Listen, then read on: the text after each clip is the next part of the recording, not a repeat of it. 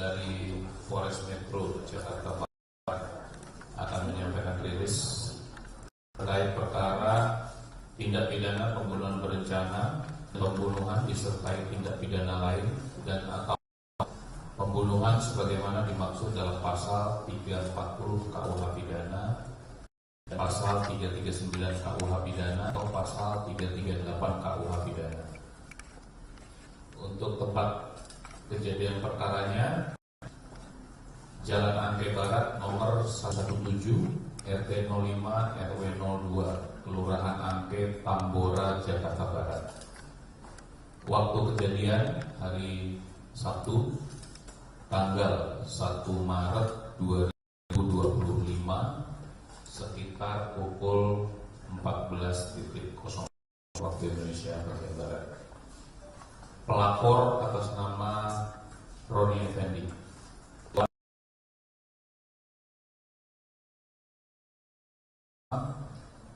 Atas nama Sio alias meninggal dunia ibu pelapor.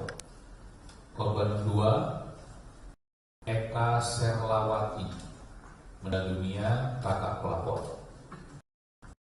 Pelaku nama Febri Arifin alias Akang alias Jamet Bebek alias Chris Martoyo, umur 31 tahun, kelahiran Banyumas, alamat di Jalan Angke Jaya, Kelurahan Angke, Kecamatan Tambora, Jakarta Barat. Yang diamankan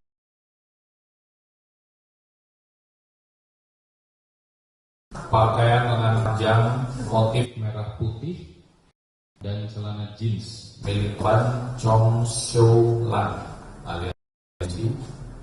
2. Kain sarung berwarna coklat dan baju warna hitam milik korban MK Serlawati. 1 unit handphone Phoenix warna ungu milik tersangka. 4. 1 unit handphone merek Infinix warna biru. Ini handphone yang dibeli dari uang hasil kejahatannya. 5. 1 unit handphone merek Samsung berwarna merah. Handphone ini milik korban.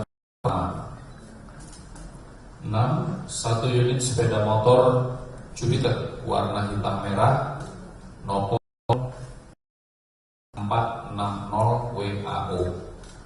7. Helm merek WRC.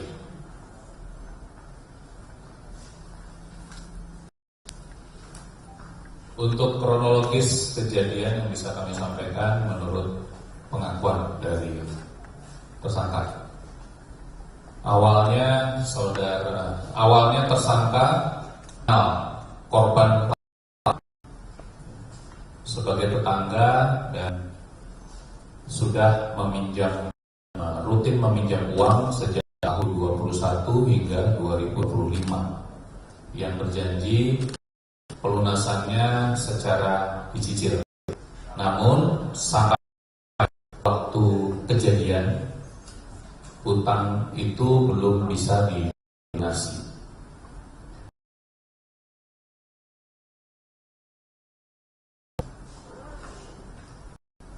Korban juga percaya kepada tersangka, kepada pelaku, bahwa pelaku ini memiliki kemampuan yang lebih, bisa memberi nasihat spiritual untuk menyembuhkan seseorang.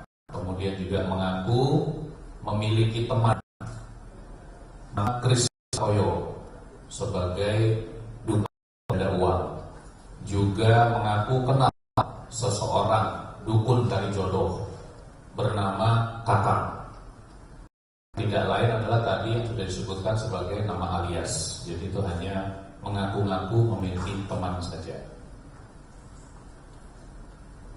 Kemudian di awal bulan Februari, korban pertama menunjukkan sejumlah uang kepada tersangka yang rencananya diminta untuk digandakan. Untuk selanjutnya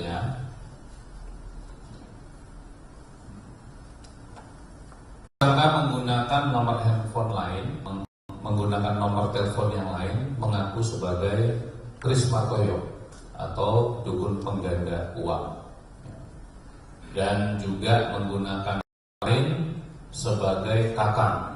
Ini sebagai dukun pencari jodoh yang digunakan untuk mencarikan jodoh kakak korban, kakak pelapor korban kedua. Kemudian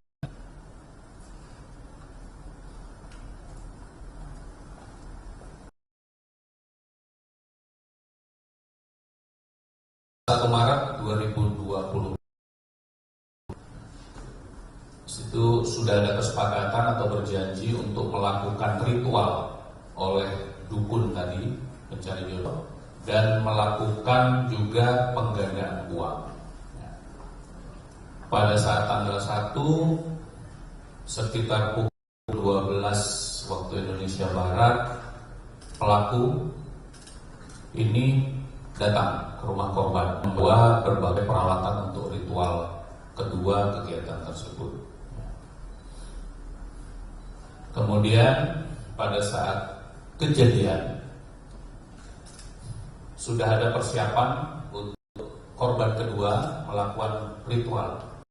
Jadi sudah berada di kamar mandi menggunakan sarung yang sudah kami sebutkan, menunggu di sana. Kemudian untuk korban pertama berada di ruang dalam rumahnya untuk bersiap juga ritual penggandaan uang.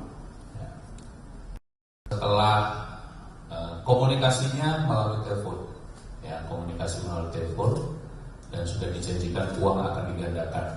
Tetapi pada saat proses mengganda uang terlalu lama dan tidak berhasil.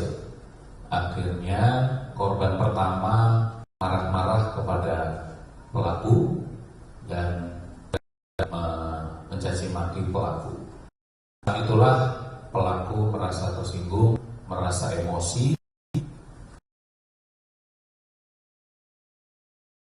Ada di kotak peralatan yang korban pertama. Kemudian langsung memukul ke arah kepala korban pertama. Korban pertama jatuh ke belakang, kemudian di kamar. Pada saat di kamar, korban masih berasa sehingga dipukul kembali untuk yang kali. Pada saat itulah korban tersungkur di lantai dan ditindih menggunakan lututnya dan kemudian dicekik oleh pelaku hingga meninggal dunia. Untuk memastikan meninggal dunia, pelaku mencekik korban pertama menggunakan dia juga. Kemudian setelah yakin korban pertama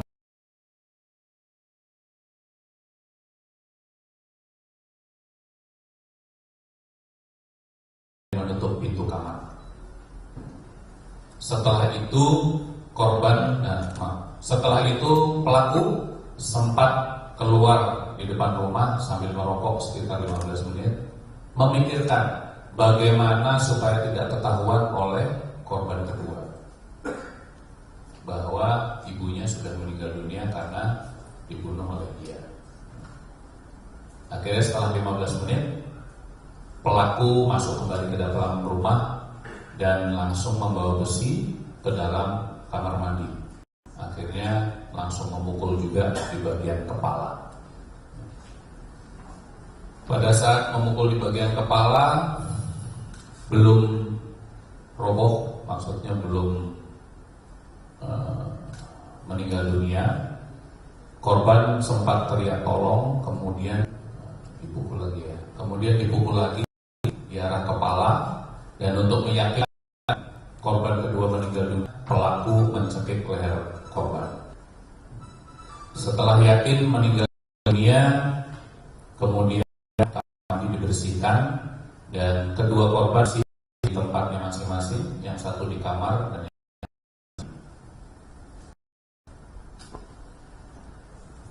kemudian korban keluar di depan ada tutup toren tempat penampungan air. Akhirnya memiliki ide untuk menyembunyikan dipindahkan, diseret dari kamar dan diseret dari kamar mandi secara bergantian, kemudian dimasukkan ke dalam toren. Setelah semuanya setelah kedua korban dimasukkan ke dalam toren, berusaha untuk membersihkan sisa darah. Kemudian punya juga mematikan sebagian rumah supaya terlihat sedang ada masalah listrikan. Sebelum pulang ke rumah, pelaku sempat menggunakan handphone milik korban pertama menghubungi pelapor atas nama Roni. Di rumah menyampaikan bahwa di rumah sedang ada tukang listrik karena di rumah sedang ada gangguan listrik, lampunya mati. Jadi kondisi rumah lampunya dimatikan. Kemudian sekitar pukul 48 waktu Indonesia Barat, atas nama Roni kembali rumah. Saat itu bertemu dengan pelaku namun tidak mengenali karena kondisinya saat itu rumahnya gelap dan menggunakan masker. Pada saat ditanya, pelapor menanyakan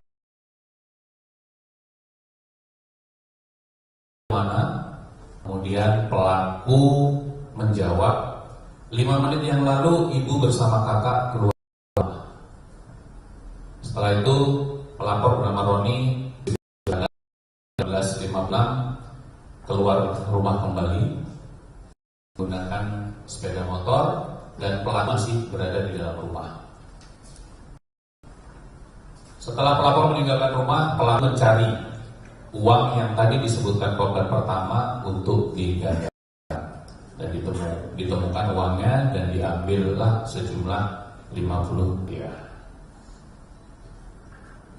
Kemudian untuk pelaku meninggalkan rumah, mengunci semua, menutup pintu-pintunya dan menutup gerbang, menutup gerbang atau pagar dengan kunci gembok yang tergantung dari dalam.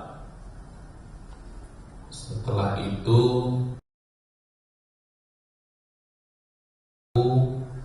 menuju Kalijodo di malam harinya untuk membuang pipa besi yang digunakan tadi untuk melumpuhkan dan untuk membunuh korban-korban.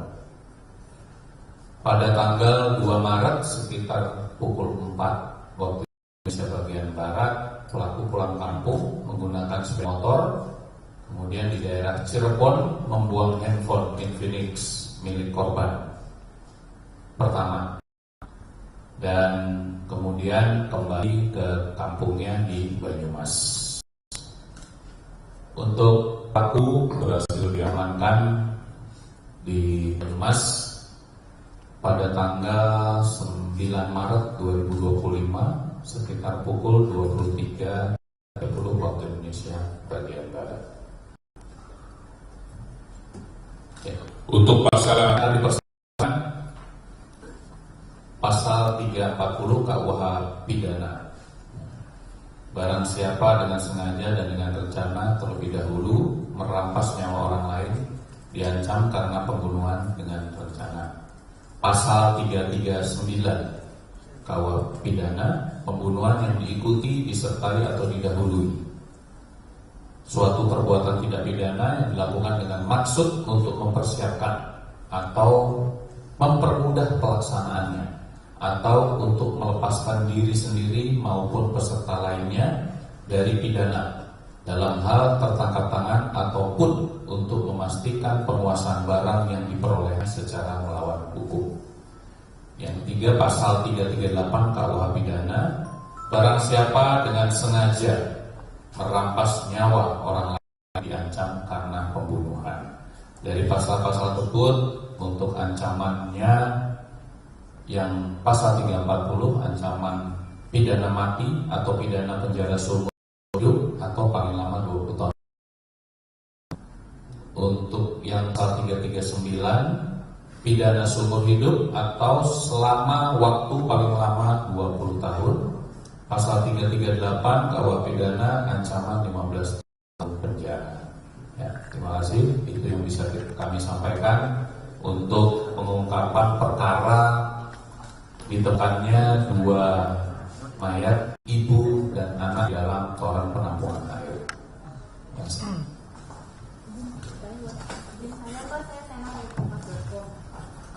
Itu kan tadi bilangnya Roni itu pulang dan ketemu pelaku di dalam rumah. Ya, anaknya yang kedua, Roni sempat pulang ketemu pelaku di dalam rumah. Apakah memang tidak curiga ada orang asing di rumah, atau memang Roni tahu bahwa ibunya akan berurusan dengan dukun gitu ya, atau seperti apa gitu? Maksudnya apa dia kenapa dan dibiarkan tetap di dalam rumah, Roninya keluar lagi gitu. Terus yang kedua, saya sempat ke PKP terus ngobrol sama tetangga, terus katanya ada bilang hari Sabtu tanggal 1 Maret itu setengah 11 ketemu sama korban pertama.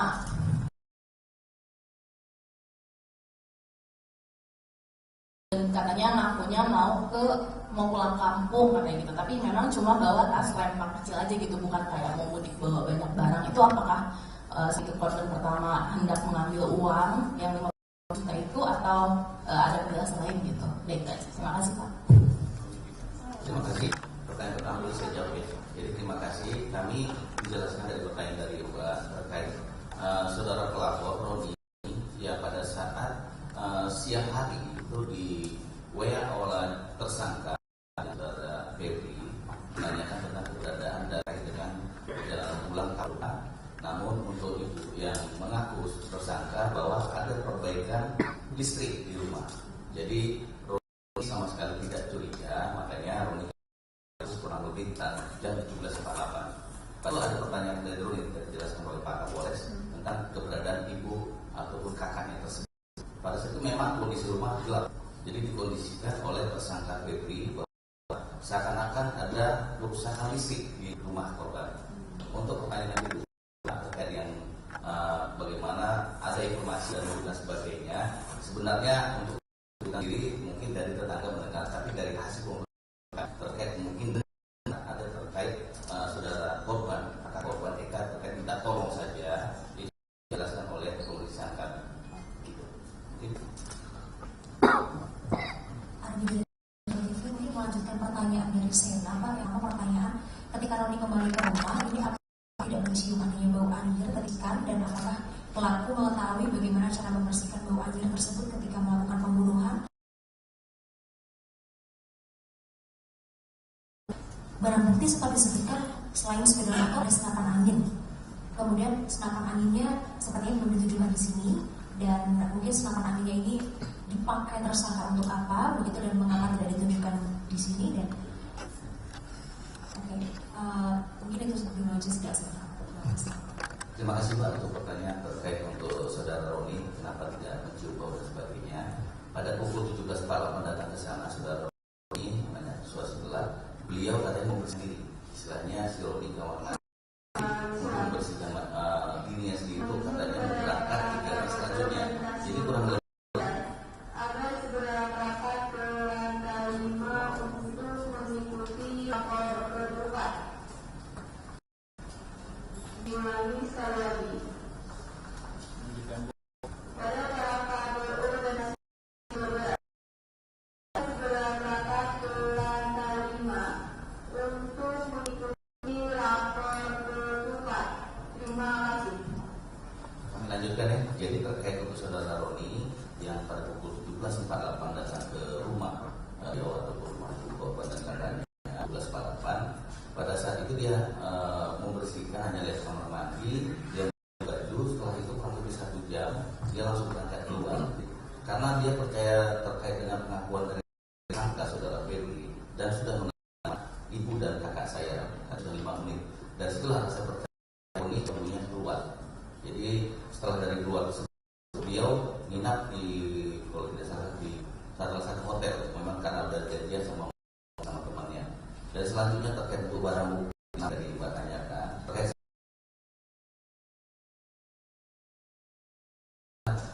untuk pada saat kami temukan beliau sedang mengikan di waduk.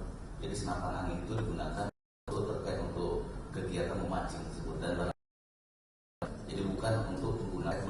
nyawa. Berarti Roni sama sekali nggak menaruh kecurigaan apa sama sekali ya Pak? Untuk mencurigai terkait bagaimana terkait tukang ya, bahwa sebenarnya Roni itu kecurigaannya dan memberi informasi biasanya untuk tukang listrik ada biasa ibu korbannya. Dari situ dia memberi informasi ke kami ada kecurigaan. Namun karena serah si pelapor Roni mau merasakan menggunakan WA ibu korban dan dengan Roni seakan-akan itu DW dari WA ibu korban.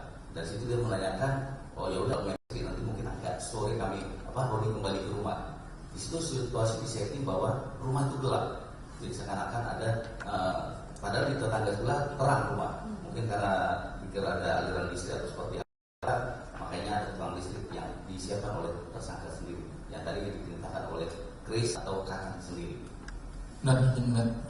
Saya mendengar dari wartawan terkait pertama soal ilmu hitam. Nah itu ilmu hitam itu apakah memang dia pernah belajar atau memang ini hanya dia ngada-ngada dan kemudian apa yang membuat korban ini naik pipa karena selain maki-maki apakah ada ancaman akan dilaporkan polisi sehingga korban takut dan memilih untuk menghilangkan nyawa. Yang pertama, yang kedua terkait 50 juta. Nah ini uangnya habis atau masih tersisa? Terima kasih. Jadi awal perkenalan Febri dengan ibu korban, dia menceritakan bahwa ada kenalannya Chris Markoyo sebagai dukun pengada uang itu pertama. Yang kedua itu adalah dukun terkait untuk bagaimana untuk mencari jodoh. Makanya tadi sebenarnya ada satu orang tapi terkait dua orang lain. Jadi lainnya bagaimana kemampuan itu sebenarnya adalah karena saja mengada-ngada tapi memberi dia ibu korban bahwa dia kenalan saudara Chris ataupun kakak pada dia sendiri pelakunya. Dan terkait untuk masalah yang digunakan dia sudah menggunakan terkait untuk pembelian sepeda motor, pembelian handphone dan ada memberikan terkait uang ke keluarganya. Gitu. Dan gini insiden. Apakah ada hubungan khusus antara korban dengan pelaku? Terus hutang apa sih yang diminta pelaku korban? Jadi hanya dua pertanyaan saja. Jadi hubungan korban dengan pelaku. Jadi di sini dijelaskan dari Pak Kapolres bahwa pada tahun 2021 sampai 2025 itu sudah kenal. Jadi saudara Febri sudah meminjam kepada kepada ibu korban kurang lebih dengan total 90 juta rupiah. Namun untuk pembayaran dan sebagainya itu belum pernah dibayar sama sekali. Jadi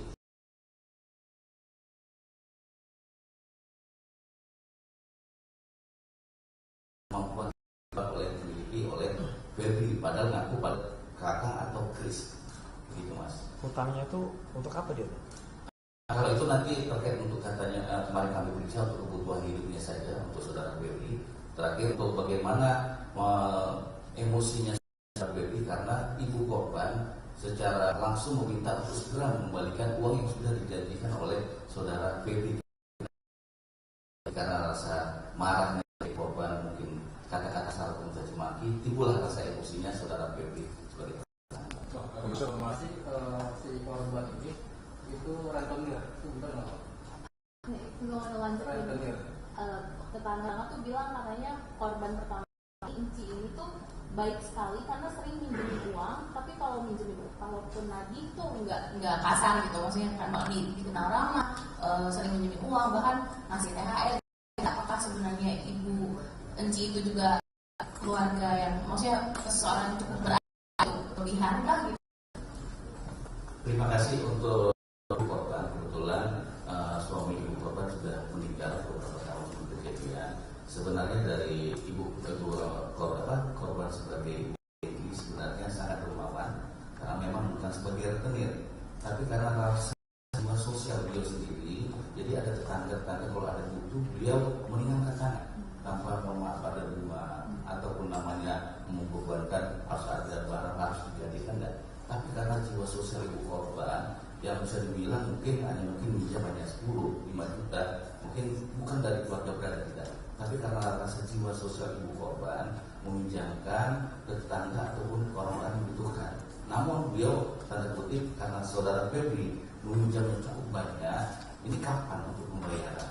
Itu itulah timbul rasa mungkin dia kata-kata Enki, kamu kapan dengan kata kasar, jadi tidak ada kata kebun binatang atau tidak hanya kasar ya. Rasa mungkin dari tersangka sendiri rasa kesal karena tidak mampu membayar utang tersebut, timbullah rasa dia menghabisi ibu korban maupun saudara mereka. Pak Kasat, itu ketika belum lunasi sedikit menambahkan, artinya tidak lunasinya itu dari 2021 sampai 2025, artinya itu 45 tahun ya Pak ya, itu dimaklumi karena dijanjikan bahwa akan mencarikan jodoh untuk anaknya begitu atau bagaimana? Jadi sebenarnya itu tidak ada sangkut pautnya, cuma si saudara tersangka ini mengasih suatu janji kalau memang ibu mau gak saya gandakan uang. Jadi dia tersangka yang mengasih terkait bagaimana suatu uang bisa nambah lebih keuntungan untuk mencari terkait jodoh tersebut dari saudara tersangka yang menawarkan. Jadi bukan dari saudara ini, dari korban ini. Tapi itu sesuatu yang di luar nalar ya. Maaf saya emas kenapa? Maksudnya itu kan sesuatu yang di luar nalar gitu. Apa yang dilakukan sama pelaku untuk meyakinkan gitu dengan uang sebesar itu gitu. Apa sih yang cara yang dilakukan sama pelaku itu gitu? Gue bisa nih. Jadi saudara tersangka bisa menjanjikan bahwa ada punya kemampuan temannya si Kris pada kelompok sendiri. Kekakang juga bisa teman dia. Padahal ada syarat lapor. Jadi dia menggunakan nomor handphone itu pada dia sendiri. Jadi keyakinan itu dari bagaimana dia bisa meyakinkan ke korban tersebut. Sehingga ibu ini karena saking baiknya percaya saja. Itulah makanya ibu korban sangat percaya kepada saudara tersangka itu. Pak Kasat, untuk mempertegas saja Pak Kasat, tadi kan si pelaku ini sempat menghubungi korban bahwa sedang ada perbaikan listrik di rumah korban. Nah, itu dia menghubungi pakai HP pelapor kepada pelapor. Itu kan dia menghubungi pakai HP ibunya korban by suara atau melalui chat gitu. Terus yang berikutnya ini kan dia membuang barang bukti di dua tempat yang berbeda, handphone fix tadi dan juga pipa itu ke Kalijodo. Ini kan sangat terencana dan cukup terlatih istilahnya. Mungkin ada kesimpulan khusus dari tindakan pasca pembunuhan dari pelaku ini. Terima kasih untuk saudara ibu korban memiliki handphone Infinix. Setelah ibu korban dieksekusi oleh saudara Baby, dia mengambil handphone ibu korban. Seakan-akan dia meng-WhatsApp si Roni. Nanya, saya biasanya kan ada percakapan ibu korban sama anak, manggil saya dan sebagainya. Dia lihat apa kebiasaan dan sebagainya. Saya lagi di mana, lagi buka puasa, seperti apa kapan pulang dan sebagainya. Nanti di rumah ada perbaikan listrik. Di situ ada keyakinan Roni bahwa perbaikan listrik yang sudah ada, biasanya ibu korban ada pelanggannya, ternyata ini beda lain. Ya, tapi karena ada WA di ibu korbannya, Roni percaya saja. Begitu ya. Jadi untuk terkait bagaimana tersangka sudah menyiapkan ataupun membuang barang bukti dan sebagainya, memang di sini sudah dikenakan pasal terkait dengan 340 sendiri bahwa ada unsur perencanaan dan tersangka tersebut. Dan barang bukti memang lagi daftar pencarian barang terkait pipa besi yang digunakan untuk membunuh ibu dan anak tersebut, dan infinitnya juga dibuang di daerah tersebut. Pak, mau konfirmasi lagi Pak satu hal. Kok Roni itu memang tinggal di rumah itu atau soalnya dia bilang dia tuh nggak kos di luar. Kalaupun memang dia nggak kos di luar, kenapa pada hari itu, hari Sabtu itu dia pulang, tapi dia karena masalah istri itu kenapa dia nggak stay di rumah aja kalau memang dia tinggal di rumah ya? Kenapa dia tidurnya di hotel gitu? Ya, ini. Terima kasih. Karena pada saat datang Roni ke rumah yang biasa di situ situasi rumah dalam padam. Berarti dia nggak stay di situ karena sedang mati lampu. Mati lampu, dan pengakuan dari tersangka bahwa bilang ibu dan kakaknya sudah keluar 5 menit lalu. Berarti dia memang tidak tinggal di sana Pak? Tinggal di sana, itu tersangka pelapor tinggal di sana. Namun karena ada kegiatan, dia kegiatan kantor dan sebagainya tinggal di daerah Tebet. Begitu. Jadi pada saat kejadian itu memang ada janjiannya pelapor tinggal di luar. Namun karena tersangka men-setting bahwa ibu dan kakaknya sudah keluar 5 menit. Jadi itulah rasa percaya dia. Udah, karena dapat informasi dari WhatsApp-nya ibunya langsung. Padahal tersangkanya itu yang membuat WhatsApp itu turun. Gitu ya. Oke, cukup. Terima Bapak Pak, sebelum kejadian ini pelaku pernah melakukan atau mengaku bisa jadi dukun pengganda uang nggak sih Pak ke korban-korban sebelumnya, atau justru residivis penipuan kayak gini Pak? Sampai sekarang kami hanya terkait ini masih menerima terkait yang perkara yang menjadi 839 ini untuk, namun tersangka terkait bagaimana penggandaan uang kami belum dapat laporan lagi, tapi kami pendalaman terkait saksi-saksi maupun barang bukti yang kami temukan terkait dari handphone ataupun saksi-saksi yang menerangkan kami begitu.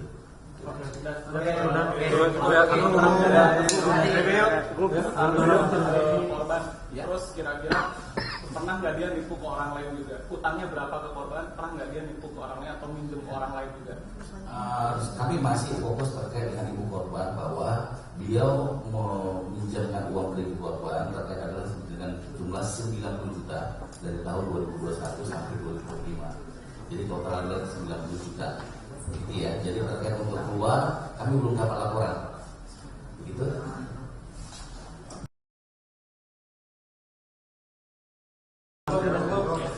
Motor.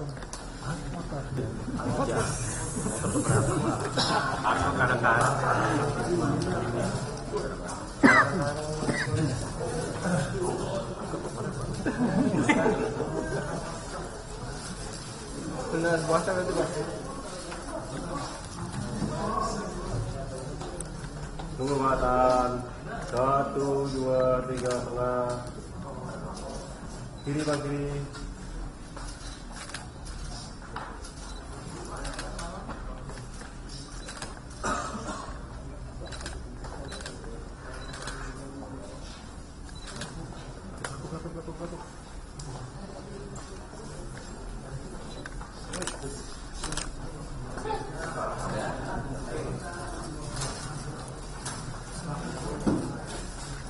Jangan